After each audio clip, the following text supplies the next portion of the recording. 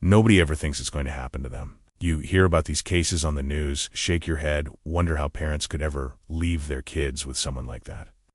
But when it's your best friend, someone you've known for 15 years, someone who's been there through everything, you don't think twice. You trust them with your life. And sometimes, tragically, you trust them with something even more precious. Marcus and Jennifer Calloway had been living in Tampa, Florida for 3 years when their son Ethan was born. The pregnancy had been difficult, and when Ethan arrived 6 weeks early, weighing just over 4 pounds, they knew their lives had changed forever. The NICU became their second home for 2 months. Nurses became familiar faces. Monitors and tubes became part of their daily vocabulary.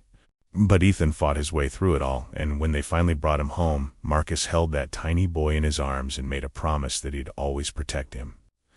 Ethan was 16 months old when this story takes its dark turn. He was small for his age, still catching up from that early start, but he was bright and curious. He'd just started walking, taking those wobbly steps that made his parents laugh and reach for their phones to capture every moment. He loved music, would bob his head whenever anything with a beat came on. He had his mother's eyes and his father's smile, and he was the center of their universe. Marcus worked as a construction supervisor, long hours under the brutal Florida sun. Jennifer managed a small dental office in Clearwater, handling insurance claims and patient scheduling. They were doing okay, making it work like so many young families do, but childcare in Tampa wasn't cheap. Daycare centers wanted $1,200 a month, sometimes more. Private nannies were even worse. They'd tried a few places, but Ethan kept getting sick, picking up every cold and virus that went around. The pediatrician suggested maybe he needed more one-on-one care, given his premature start and smaller size. That's when Marcus thought of his best friend, Dylan Porterfield. They'd grown up together in Gainesville, played football together in high school, been roommates during their brief stint at community college before they both dropped out to work. Dylan had been Marcus's best man at the wedding. When Ethan was born, Dylan had been one of the first people at the hospital, showing up with balloons and a stuffed gator that was bigger than the baby. Dylan was 32, single, working odd jobs, mostly landscaping and handyman work around the Tampa area. He had a decent apartment in Town and Country, a working-class neighborhood west of the city.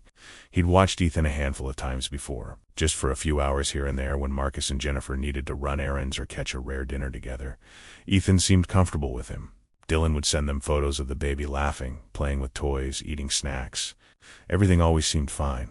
So when Jennifer's office got slammed with a major insurance audit and she needed to work overtime for a week, and Marcus had a big project deadline that had him leaving before dawn and coming home after dark, they called Dylan.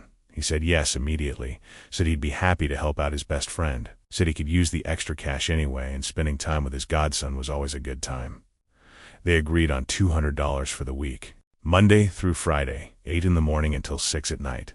Dylan would come to their house in Carrollwood, a quiet suburb with palm trees lining the streets and kids riding bikes in the cul-de-sacs. Jennifer would drop Ethan off at Dylan's place on her way to work, and Marcus would pick him up in the evenings. The first 3 days went perfectly. Dylan sent updates throughout the day. Photos of Ethan eating chicken nuggets, videos of them watching cartoons together, texts saying everything was going great. Jennifer called during her lunch breaks and could hear Ethan babbling in the background. Marcus checked in every afternoon. No problems, no concerns, just their son being cared for by someone they trusted completely. Thursday started like any other day. Jennifer dressed Ethan in his little palm tree shirt and the shorts with the elastic waistband. She packed his diaper bag with everything Dylan might need: diapers, wipes, change of clothes, sippy cups, snacks, his favorite stuffed elephant. She strapped him into his car seat and drove the 15 minutes to Dylan's apartment complex, a 2-story building with faded paint and a parking lot that always smelled like someone was grilling. Dylan met them at the door, same as always: basketball shorts, old Buccaneers t-shirt, barefoot.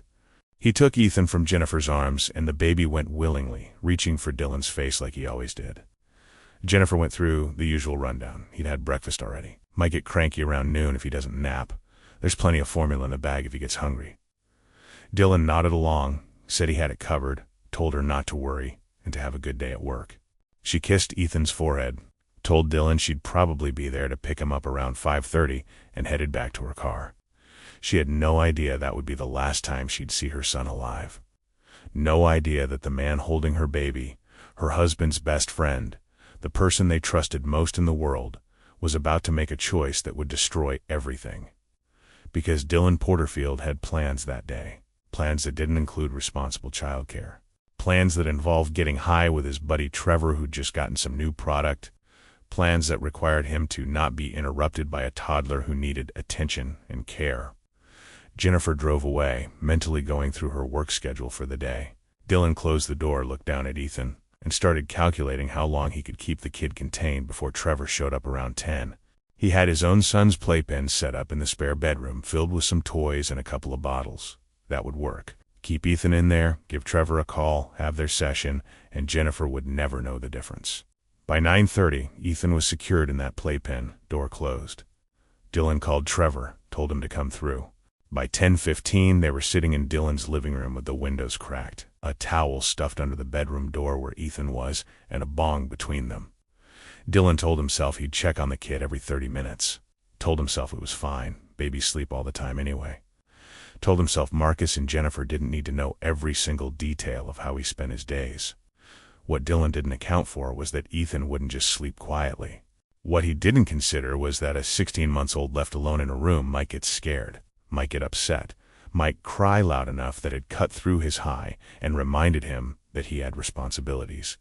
What he absolutely didn't plan for was losing his temper in a way that would end a life and ruin several others. But that's exactly what was about to happen. Because around 11:30 that morning, Ethan started screaming. The crying started as a whimper, then built into full-throated screams that cut through the closed bedroom door like a knife. Dylan tried to ignore it at first, taking another hit and telling Trevor to turn up the music, but Ethan wasn't stopping. The kid was working himself into a full meltdown, and the sound was impossible to block out. Trevor looked uncomfortable, shifting on the couch and glancing toward the hallway. He asked if Dylan should maybe check on the baby.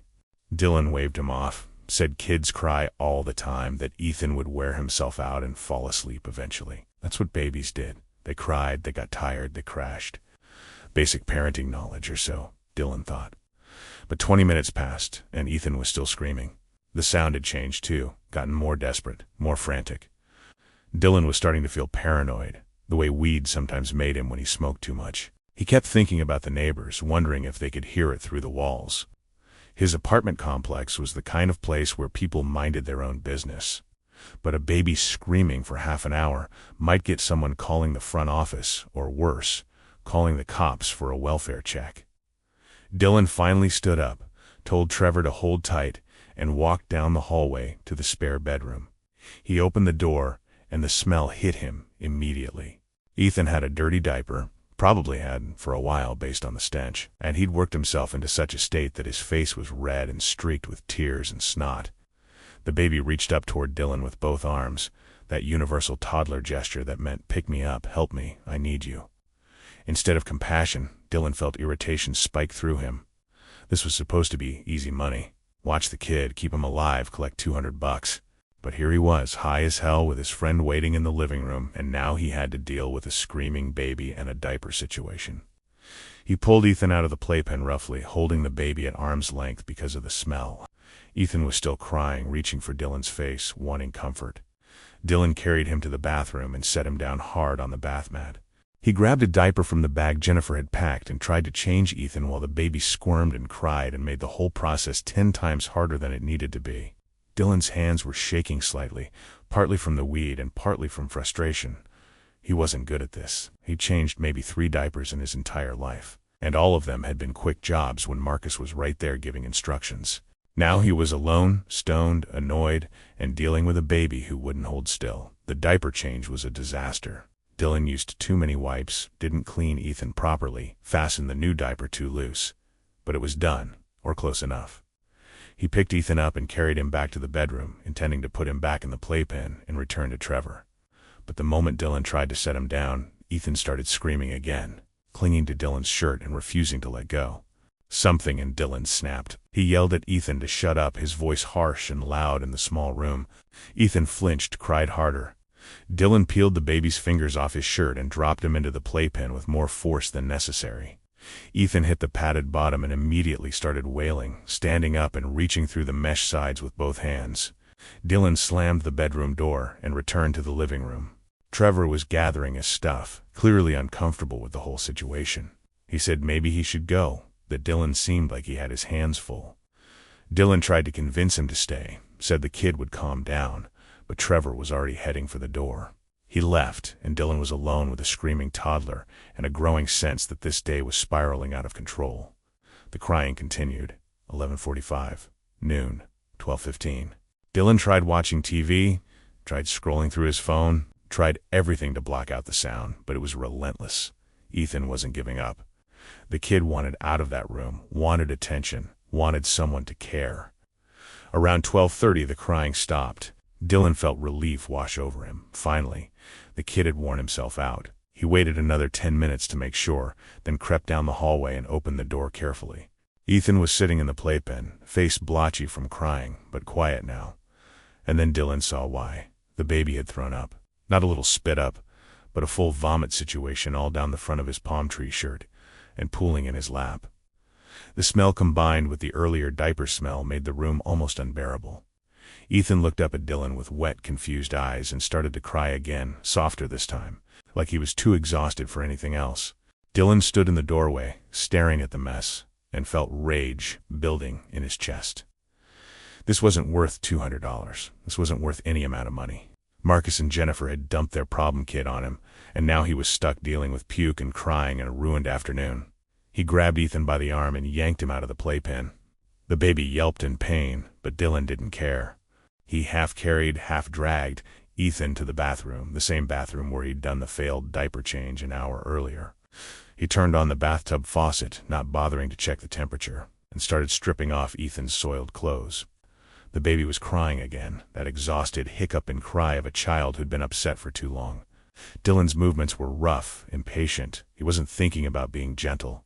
He wasn't thinking about this being his best friend's son. He was only thinking about how much he wanted this day to be over, how much he wanted Ethan to stop crying, stop making messes, stop being a problem. That's when Dylan Porterfield made the choice that would change everything, the choice that would end a life, the choice that would turn him from a friend into a monster. The bathtub was filling with water, and Dylan wasn't paying attention to what his hands were doing. He turned the hot water on full blast, barely mixing in any cold. In Florida's heat, the water heater ran hot, dangerously hot, and the steam was already rising from the tub. Ethan was still crying, that exhausted whimper that came from deep in his small chest. Dylan had him by the arm, holding him too tight, leaving red marks on the baby's skin. He stripped off the vomit-covered shirt, tossed it on the floor, pulled off the loose diaper he'd put on earlier. Ethan stood there naked and vulnerable, 16 months old and completely defenseless. Dylan tested the water with his hand for barely a second, didn't register how hot it actually was, and lifted Ethan toward the tub. The moment the baby's feet touched that scalding water, Ethan screamed. Not the frustrated crying from before, but a genuine scream of pain that should have stopped any rational person in their tracks. But Dylan wasn't rational anymore. The weed had made him paranoid and irritable. The crying had pushed him past his limit, and now some dark part of him just wanted this to end. Wanted Ethan to stop making noise, stop causing problems, stop existing as an inconvenience in his day. He forced Ethan down into the water. The baby's skin turned red instantly where the hot water touched him. Ethan was screaming, thrashing, trying to climb out, but Dylan's hands were on his shoulders, holding him in place. Just for a moment. Just long enough to rinse off the vomit, Dylan told himself. Just long enough to clean him up. But Ethan wouldn't stop fighting, wouldn't stop screaming, and Dylan's anger was building with every second. He grabbed the back of Ethan's head, meaning to hold him still, and that's when everything spiraled completely out of control.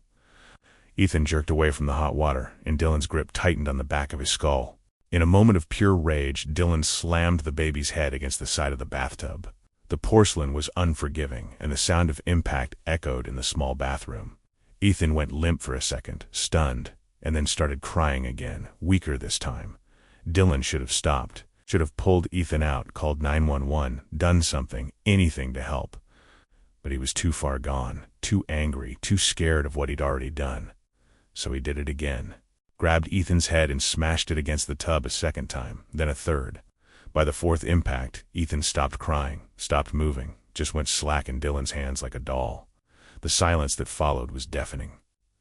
Dylan stood there, breathing hard, water still running, staring down at the small body in the tub. Ethan's eyes were half closed, unfocused. There was a cut on his forehead where it had hit the porcelain, blood mixing with the bathwater. The baby's skin was bright red from the scalding water, blistering in places.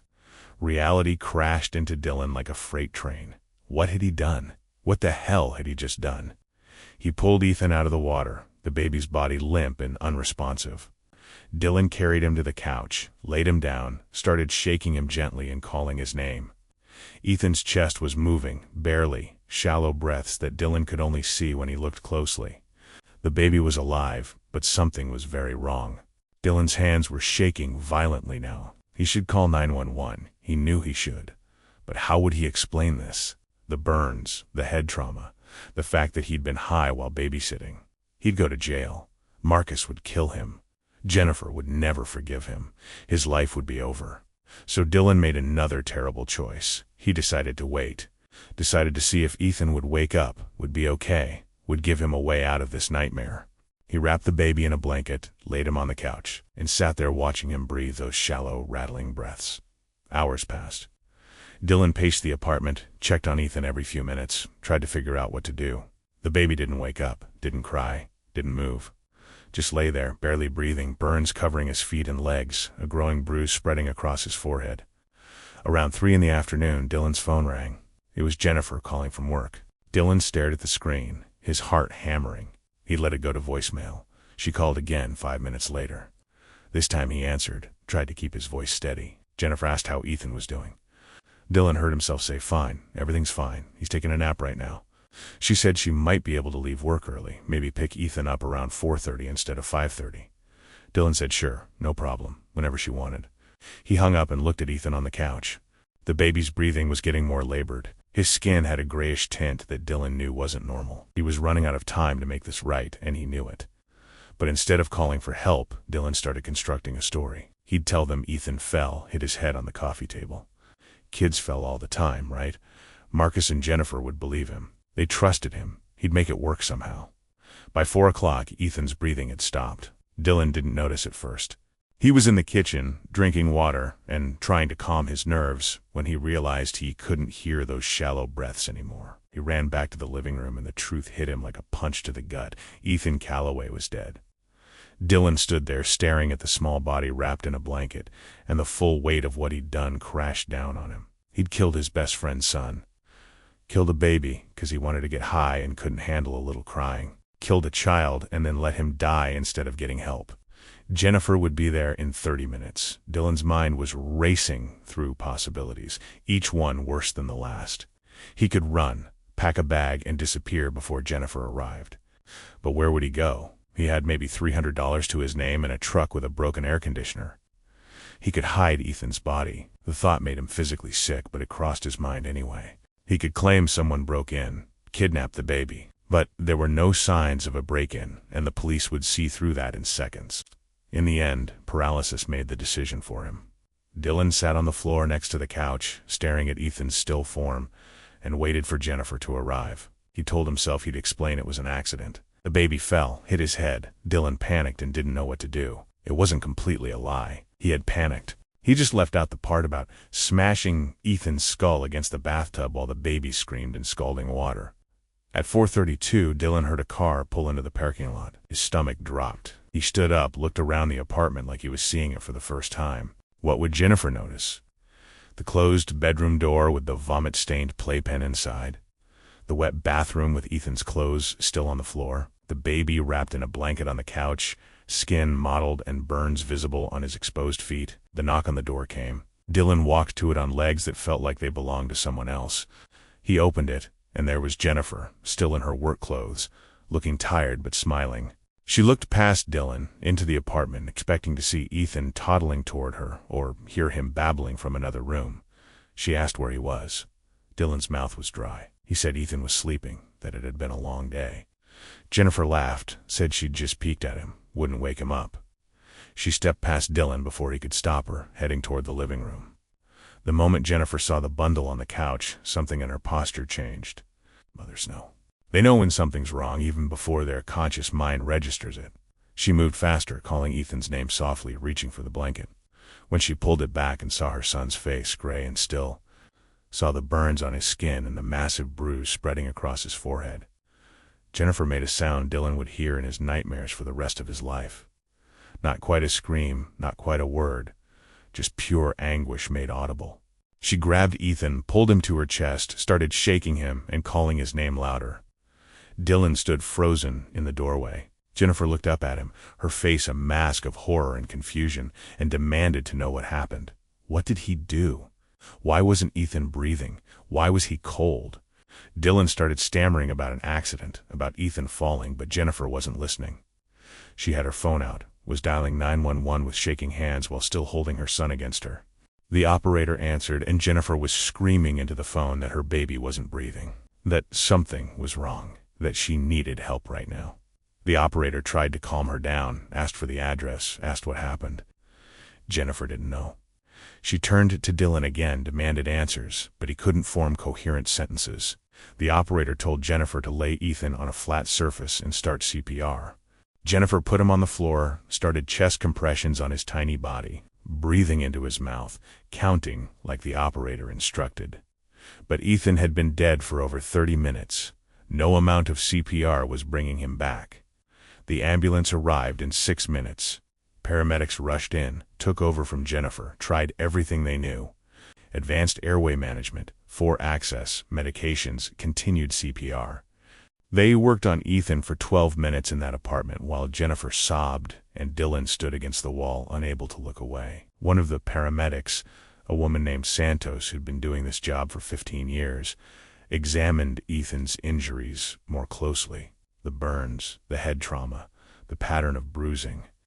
She looked at her partner, and they had a silent conversation that Dylan caught. This wasn't an accident. This was abuse. They loaded Ethan onto the stretcher anyway, continued CPR in the ambulance, rushed him to Tampa General Hospital with Jennifer in the back holding her dead son's hand. Dylan was told to stay at the apartment. Police were on their way. He needed to give a statement. Tampa police arrived 8 minutes after the ambulance left. 2 patrol officers initially, then a detective from the Child Protection Division.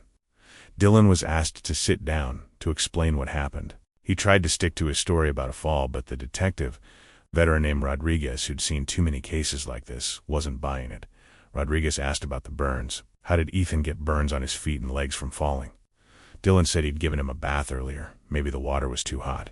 Rodriguez asked why Dylan would give a baby a bath in the middle of the day. Dylan said Ethan had vomited, needed to be cleaned up.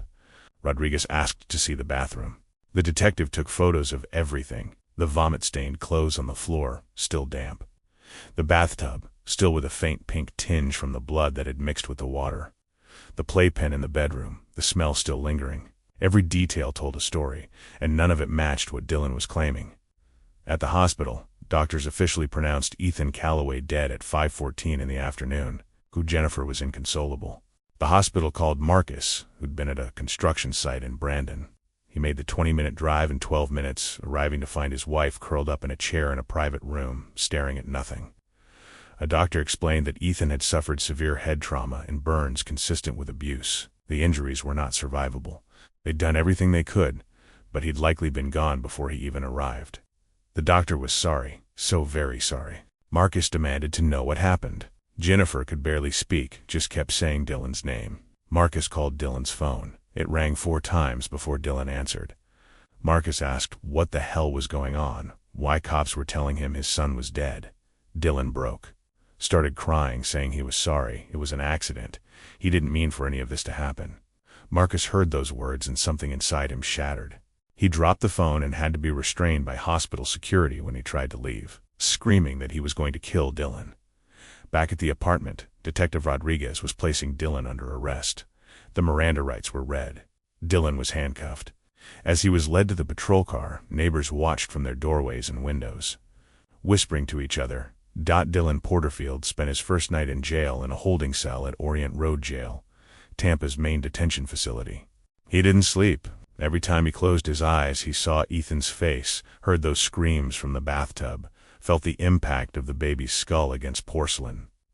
By morning, when Detective Rodriguez came to interview him officially, Dylan looked like he'd aged 10 years. The interrogation room was standard, gray walls and a metal table bolted to the floor. Rodriguez sat across from Dylan with a folder containing preliminary reports and photos that Dylan couldn't see, but knew were there. The detective started simple, asking Dylan to walk through the entire day from the moment Jennifer dropped Ethan off. Dylan tried to maintain his story at first. Said Ethan had been fussy, that he'd fallen and hit his head on the coffee table, that Dylan had given him a bath to calm him down. But Rodriguez had been doing this job for 23 years. He knew when someone was lying, knew which questions would crack the facade. He asked about Trevor. Neighbors had mentioned seeing a man leave Dylan's apartment around 11:30. Who was that? Dylan's face went pale. He admitted Trevor had stopped by. Rodriguez asked why. Dylan hesitated, then admitted they'd been smoking marijuana. The detective didn't react. Just wrote it down and asked if Dylan had been high when he was supposed to be watching Ethan. The walls started closing in. Dylan's story was falling apart, and he knew it. Rodriguez showed him a photo from the bathroom, the vomit-stained clothes, and asked again what really happened. Dylan's hands were shaking. He said Ethan had thrown up, that he'd gotten frustrated, that things got out of hand. Rodriguez leaned forward and asked Dylan to explain the burns. Explain the head trauma. Explain how a 16-month-old baby ended up dead with injuries that the medical examiner said were consistent with severe physical abuse. Dylan broke down completely. Started crying, said he didn't mean to, that he just wanted Ethan to stop crying, that the water was too hot and he'd lost his temper. The confession came out in fragments. The playpen, the hours of crying, the vomit dragging Ethan to the bathroom, the scalding water, the rage, the bathtub, the impacts, all of it. Rodriguez recorded every word, and when Dylan was done, he asked one more question. Why didn't you call 911? Dylan had no answer for that. Said he panicked, was scared, didn't know what to do. Rodriguez closed his folder and told Dylan that Ethan might have survived if he'd gotten immediate medical attention. The head trauma was severe, but the real killer was time. Dylan had let that baby die on his couch for over 30 minutes when paramedics could have been working to save him. That truth would haunt Dylan more than anything else. The autopsy was performed the next day by Dr. Lisa Chun, Chief Medical Examiner for Hillsborough County. She'd been doing this work for 18 years and had seen every kind of death imaginable, but cases involving children still hit different, especially ones this young. Her report was clinical and devastating. Ethan Calloway had suffered multiple skull fractures, subdural hematoma, and severe brain swelling from blunt force trauma to the head. He had second-degree burns covering approximately 18% of his body, concentrated on his feet, legs, and buttocks. The burns were consistent with immersion in water heated to approximately 140 degrees Fahrenheit. The head injury showed a pattern consistent with repeated impact against a hard surface. Dr. Chun's conclusion was unequivocal. Cause of death was blunt force head trauma. Manner of death was homicide. Ethan had likely lost consciousness after the first or second impact and died within an hour from brain hemorrhaging. With immediate medical intervention, he might have had a chance. Without it, he had none. The state attorney's office moved quickly. Dylan was formally charged with first-degree murder and aggravated child abuse. First degree because the abuse occurred during the commission of another felony, the child abuse itself. If convicted, he faced life in prison without possibility of parole. Florida didn't play games when it came to killing kids. The arraignment happened 3 days after Ethan's death. Dylan appeared via video link from the jail, wearing an orange jumpsuit, looking hollow. The judge read the charges and asked how he pleaded. Dylan's public defender advised him to plead not guilty at this stage. The plea would come later after negotiations. Bail was denied. Dylan would stay locked up until trial. Meanwhile, Marcus and Jennifer were planning their son's funeral. They had to pick out a casket small enough for a toddler, had to choose what outfit Ethan would wear, had to write an obituary for a child who'd barely started living. The funeral home in Temple Terrace handled everything with the careful sensitivity they reserved for child cases, but nothing made it easier. The funeral was held on a Wednesday morning at a small church in Carrollwood. Over 200 people showed up. Friends, family, co-workers, even strangers from the community who'd seen the news and wanted to pay respects. The tiny white casket at the front of the church was closed. The injuries had been too severe for an open viewing. Jennifer sat in the front pew, barely holding herself together. Marcus had his arm around her, but he looked just as destroyed. Jennifer's mother read a poem about angels. Marcus's brother tried to give a eulogy, but broke down halfway through and had to sit down. A slideshow played on a screen, photos of Ethan from birth through his last day, smiling and playing and just being a baby who deserved so much more than he got. At the cemetery, as they lowered that small casket into the ground, Jennifer collapsed, had to be held up by family members. Marcus stood there like a statue, staring at the hole in the earth that would hold his son forever, and the rage building inside him was matched only by the grief. After the funeral, they went home to an empty house. Ethan's toys were still scattered in the living room. His high chair was still at the kitchen table. His room was untouched, crib made, stuffed animals arranged how Jennifer had left them that Thursday morning when everything was still normal. Neither of them could go in there. That room became a shrine, and a wound they couldn't bear to touch. The case against Dylan Porterfield was airtight. His confession, the autopsy report, the physical evidence from the apartment, witness statements from neighbors who'd heard the crying, phone records showing Jennifer's calls and Dylan's lies. The state attorney assigned to the case, Rebecca Morrison, had prosecuted child abuse cases for 12 years, and this was one of the most clear-cut she'd ever seen. Dylan's public defender, a young attorney named Michael Brennan, knew they had no defense. He told Dylan the truth during a jail visit 2 weeks after the arrest. If this went to trial, Dylan would be convicted. First-degree murder carried a mandatory life sentence in Florida. The only option was to negotiate a plea deal, hope for some mercy, and avoid putting the Calloway family through a trial. Dylan agreed. He didn't want Marcus and Jennifer to sit through days of testimony, hearing the details of how their son died. He owed them at least that much, though he knew it would never be enough. The plea negotiations took 6 weeks. Morrison wanted Dylan to plead guilty to second-degree murder and aggravated child abuse. In exchange, she'd recommend a sentence of 35 years to life. Dylan would be eligible for parole after serving 35 years, when he'd be 67 years old. It wasn't mercy, but it was better than dying in prison with no hope of ever getting out. Dylan accepted the deal. In late August, 3 months after Ethan's death, he appeared in court before Judge Patricia Henshaw and formally pleaded guilty to both charges. The plea colloquy was brief. Judge Henshaw asked if anyone had forced him to take this plea. Dylan said no. Asked if he understood he was giving up his right to a trial. Dylan said yes. Asked if he was pleading guilty because he was, in fact, guilty. Dylan's voice broke when he said yes. The sentencing hearing was scheduled for September 15th. Florida. Law required a separate hearing where victims could make impact statements and the judge would determine the final sentence within the guidelines agreed upon in the plea deal. On that September morning, the courtroom in downtown Tampa was packed. Marcus and Jennifer sat in the front row with family members on both sides. Security was heavy. Deputies lined the walls, ready for any outburst. Judge Henshaw had been warned that emotions were running high. Dylan was brought in wearing a suit his mother had brought to the jail. He looked thin, defeated. He didn't make eye contact with anyone, especially not Marcus and Jennifer. He sat at the defense table while the prosecutor laid out the facts of the case one more time for the record. Then came the victim impact statements.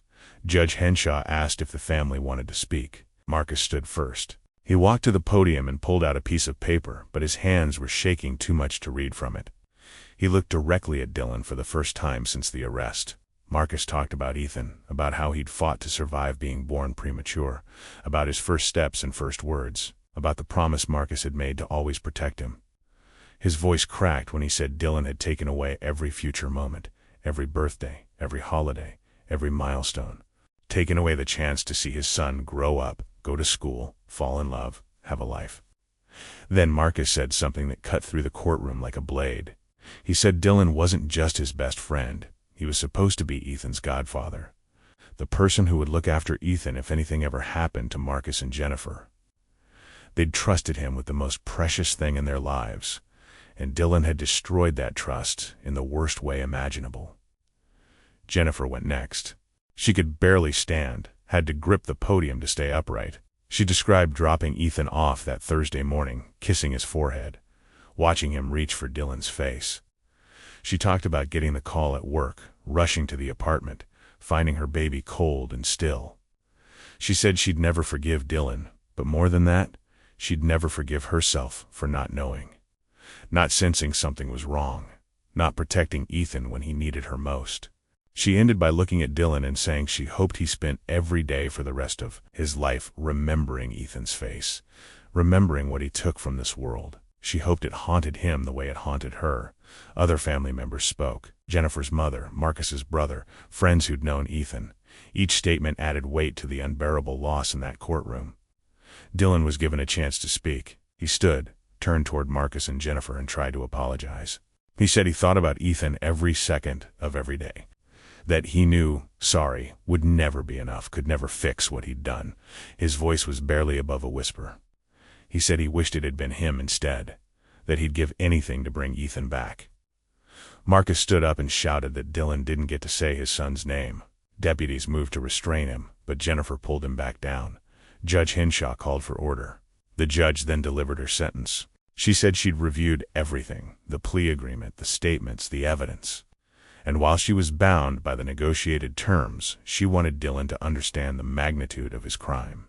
He'd killed a defenseless child, someone who trusted him, someone who couldn't fight back or call for help. He'd prioritized getting high over basic human decency and childcare responsibility. Judge Henshaw sentenced Dylan to 35 years on the second-degree murder charge and 15 years on the aggravated child abuse charge, to run consecutively, 50 years total. Dylan would be eligible for parole after serving 85% of the murder sentence, approximately 30 years. He'd be 62 years old if he lived that long. Dylan was led out of the courtroom in handcuffs. He'd be transferred to a state prison, likely in North Florida, far from Tampa and far from anyone who knew him. Child killers don't do well in prison. Other inmates have their own codes, and hurting kids is unforgivable. Dylan would spend the next 3 decades watching his back every single day. Marcus and Jennifer left the courthouse holding hands, surrounded by family. There was no sense of victory, no relief. Just the same emptiness they'd felt since that Thursday in May. The legal system had done what it could, but it couldn't bring Ethan back. They eventually moved out of the Carrollwood house. Too many memories, too much pain in every room. They settled in a smaller place in South Tampa, tried to rebuild some version of a life. But it was never the same. How could it be? Jennifer quit her job, couldn't focus. Marcus threw himself into work, trying to outrun the grief. Their marriage strained under the weight of loss and guilt and unanswerable questions. They went to therapy, both together and separately, trying to process trauma that had no resolution. Ethan's room in the old house had been packed up carefully. Every toy, every piece of clothing, every photo. It all went into storage because Jennifer couldn't let it go, but couldn't look at it either. On what would have been Ethan's 3rd birthday, they visited his grave at Garden of Memory Cemetery, brought balloons and his stuffed elephant, sat on the grass and talked to him like he could hear them, told him how much they missed him, how sorry they were, how much they loved him. Dylan Porterfield is currently serving his sentence at Union Correctional Institution. He's been denied parole twice. Each time, the Calloway family submits statements opposing his release. Each time, the board agrees he hasn't served enough time for what he took. Ethan Calloway would be 7 years old now. Would be in 2nd grade, learning to read, making friends, living the life every child deserves.